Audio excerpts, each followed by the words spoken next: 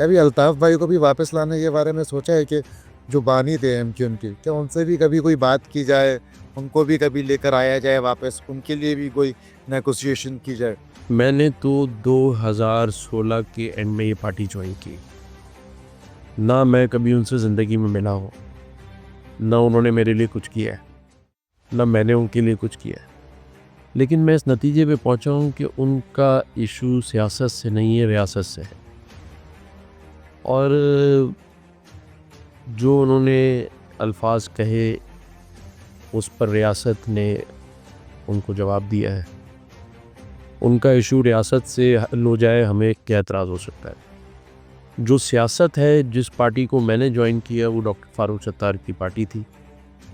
اس میں ان کا کوئی عمل دخل اب تک میں نے نہیں دیکھا۔ پارٹی کے تمام جو پروگرامز ہوتے ہیں، میٹنگز ہوتی ہیں، انٹرنل میٹنگز ہوتی ہیں، اس میں کبھی انہوں نے میرے سامنے ان کی بات نہیں کی۔ تو وہ تو سب 35 سال سے ہیں اس پارٹی میں، میں تو ابھی 2016 کے اینڈ میں آیا ہوں جب وہ اس پارٹی سے لا تعلقی ہو چکی تھی ان کی۔